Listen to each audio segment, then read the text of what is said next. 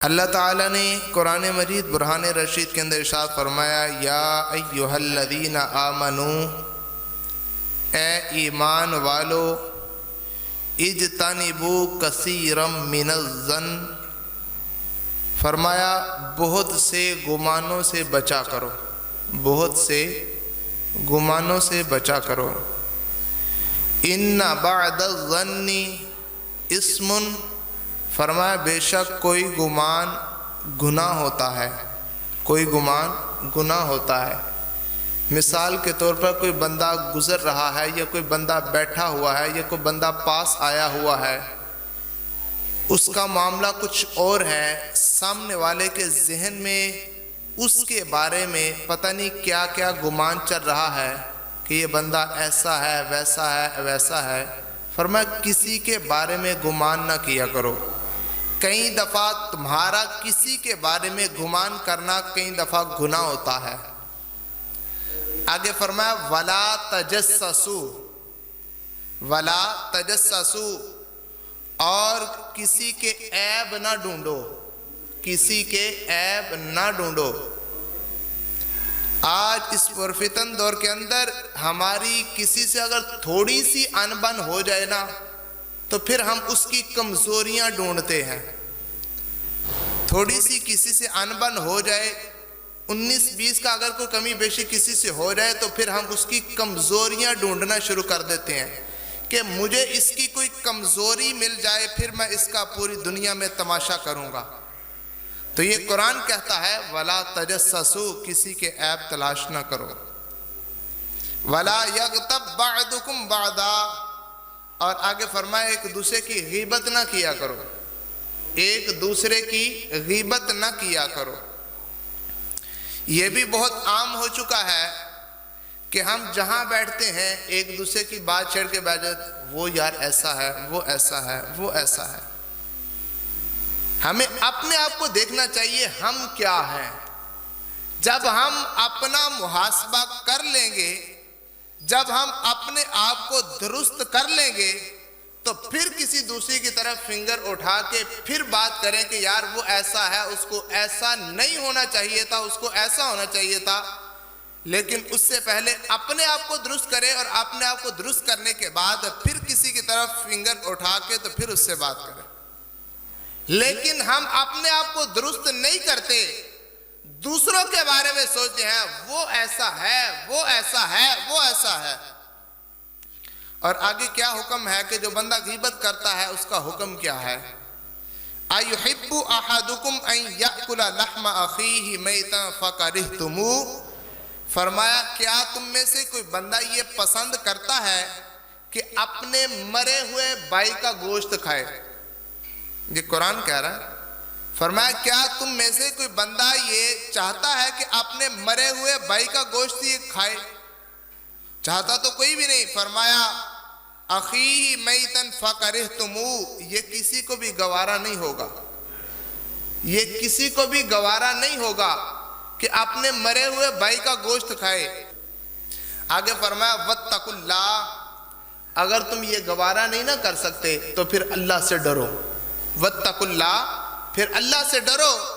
ان اللہ تواب الرحیم، بے شک اللہ تعالیٰ بہت جلد توبہ قبول فرمانے والا ہے۔ تو اس آیت مبارکہ میں ایک حکم یہ ہے کہ جو بندہ کسی کی غیبت کرتا ہے نا، وہ اس طرح ہے کہ جس طرح اپنے مرے ہوئے بھائی کا گوشت کھا رہا ہے۔ جو بندہ کسی دوسرے کی غیبت کرتا ہے وہ اس طرح ہے کہ جس طرح اپنے مرے ہوئے بھائی کا گوشت کھا رہا ہے۔ تو نبی پاک صلی اللہ علیہ وسلم نے فرمایا کیا تم میں سے کوئی بندہ یہ گوارا کرے گا؟ نہیں گوارا کرے گا۔ فرمایا جب نہیں گوارا کرے گا تو پھر اللہ سے ڈرو۔ پھر ایسی بات کیوں کرتے ہو، ایسی بات کیوں کہتے ہو؟ نبی پاک صلی اللہ علیہ وسلم کی بارگاہ میں سوال کیا گیا، یا رسول اللہ صلی اللہ علیہ وسلم غیبت کسے کہتے ہیں؟ توجہ کیجئے گا، نبی پاک صلی اللہ علیہ وسلم کی بارگاہ میں سوال کیا، یا رسول اللہ غیبت کسے کہتے ہیں؟ تو نبی پاک صلی اللہ علیہ وسلم نے کیا ارشاد فرمایا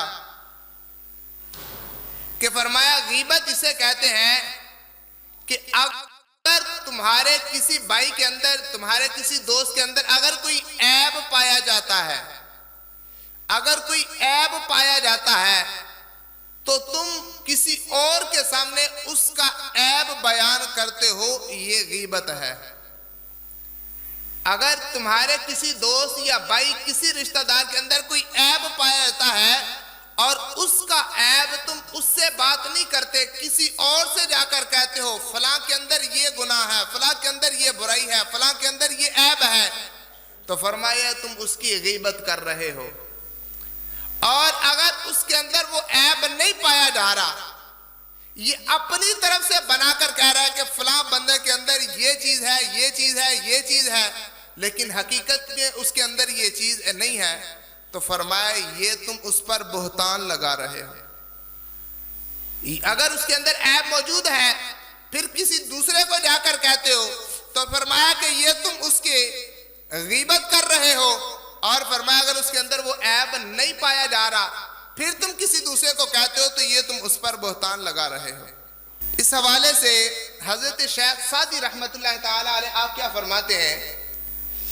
آپ فرماتے ہیں جب آپ مجھ میں کوئی عیب دیکھو تو مجھ سے کہو، آپ جب مجھ میں کوئی عیب دیکھو تو مجھ سے کہو۔ حضرت شیخ سعدی رحمت اللہ فرماتے ہیں کیونکہ اس عیب کو میں نے ہی بدلنا ہے، اگر وہ عیب میرے اندر ہے تو مجھ سے کہو، کسی دوسرے سے نہ کہو، وہ عیب مجھ میں ہے تو اس عیب کو میں نے بدلنا ہے۔ فرمایا مجھ سے کہو گے تو نصیحت کہلائے گی، مجھ سے کہو گے تو نصیحت کہلائے گی اور تمہیں اجر دیا جائے گا، اور اگر کسی اور سے کہو گے تو غیبت کہلائے گی، اس کا تمہیں گناہ ملے گا۔ اگر کوئی میرے اندر عیب پایا جا رہا ہے تو مجھے کہو گے تو تمہارے اعمال میں نیکی لکھی رہے گی، تم نے مجھے نصیحت کی ہے کہ اس عیب کو درست کرے۔ اگر مجھے نہیں کہتے کسی اور کو کہہ دیتے ہو تو فرمایا یہ غیبت ہے، یہ گناہ ہے، تو لہٰذا غیبت نہیں کرنی چاہیے۔ علماء کرام نے فرمایا ہے کہ غیبت کبیرہ گناہ ہے، کسی کی غیبت کرنا یہ کبیرہ گناہ یعنی بڑا گناہ ہے۔ اور اس کے حوالے سے کیا حکم ہے؟ نبی پاک صلی اللہ علیہ وسلم آپ نے ارشاد فرمایا کہ الغیبۃ اشد من الزنا، غیبت کا زنا سے بھی زیادہ سخت حکم ہے۔ کسی کی غیبت کرنا یہ زنا کرنے سے بھی زیادہ سخت حکم ہے اس کا۔ صحابہ کرام علیہم رضوان عرض کے یا رسول اللہ صلی اللہ علیہ وسلم وہ کیسے؟ تو نبی پاک صلی اللہ علیہ وسلم آپ نے ارشاد فرمایا آدمی زنا کرنے کے بعد توبہ کرتا ہے تو اللہ تعالیٰ اس کی توبہ کو قبول فرما لیتا ہے، اللہ تعالیٰ کی بارگاہ سے وہ معافی مانگتا ہے تو اللہ غفور الرحیم ہے، وہ معاف فرما دیتا ہے۔ جبکہ غیبت کرنے والا جب تک جس کی غیبت کرتا ہے اس سے معافی نہیں مانگے گا، اللہ تعالیٰ اس کی توبہ بھی قبول نہیں فرمائے گا۔ فرمایا جب تک غیبت کرنے والا جس کی غیبت کر رہا ہے جب تک اس سے معافی نہیں مانگے گا، اللہ تعالیٰ اس کی بخشش بھی نہیں فرمائے گا۔ تو اس لیے فرمایا کہ غیبت کا گناہ جو ہے وہ زنا سے بھی زیادہ سخت اس کا حکم ہے۔ تو اس حوالہ سے ہمیں اس سے بچنا چاہیے کہ نبی پاک صلی اللہ علیہ وسلم نے فرمایا یہ کبیرہ گناہوں میں سے ہے۔ اور نبی پاک صلی اللہ علیہ وسلم آپ نے ایک حدیث مبارکہ یہ بھی ہے فرمایا کہ جو بندہ کسی کی غیبت کرتا ہے، جو غیبت کرتا ہے جس کی، فرمایا اس کی نیکیاں اس کو مل جاتی ہیں۔ حضرت ابو امامہ باہلی رضی اللہ تعالیٰ عنہ فرماتے ہیں کہ ایک بندے کو قیامت والے دن نامہ اعمال دیا جائے گا، ایک بندے کو قیامت والے دن نامہ اعمال دیا جائے گا اور اس میں سے کچھ نیکیاں ایسی لکھی ہوں گی جو اس نے نہیں کی ہوں گی، کچھ نیکیاں اس کے نامہ اعمال میں ایسی لکھی ہوں گی جو اس نے نہیں کی ہوں گی۔ وہ اللہ تعالیٰ کی بارگاہ میں عرض کرے گا اے میرے رب یہ میری نیکیاں کہاں سے آئی ہیں، اے میرے رب یہ میری نیکیاں کہاں سے آئی ہیں، حالانکہ میں نے تو یہ نیکیاں کی نہیں ہیں۔ تو اللہ تعالیٰ فرمائے گا کہ تیرے نامہ اعمال کے اندر فلاں شخص کی نیکیاں ہیں۔ تو عرض کیا گیا کہ اس کی نیکیاں میرے پاس کس طرح آئیں؟ فرمایا اس نے تمہاری غیبت کی تھی، غیبت کرنے کی وجہ سے اس کی نیکیاں تمہیں دے دی گئی ہیں۔ اس نے تمہاری غیبت کی تھی، تو اس کے غیبت کرنے کی وجہ سے اس کی نیکیاں اللہ تعالیٰ نے تمہیں عطا فرما دی ہیں، اس لیے تمہارے نامہ اعمال کے اندر یہ اس کی نیکیاں لکھی ہوئی ہیں۔ تو نبی پاک صلی اللہ علیہ وسلم نے فرمایا جو بندہ کسی کی غیبت کرتا ہے اس کی نیکیاں اس کو دے دی جاتی ہیں۔ اور بزرگان دین کا کیا طریقہ تھا ہے، حضرت حسن بصری رحمت اللہ تعالی علیہ بہت بڑے اللہ کے ولی ہوئے ہیں، بزرگ ہوئے ہیں۔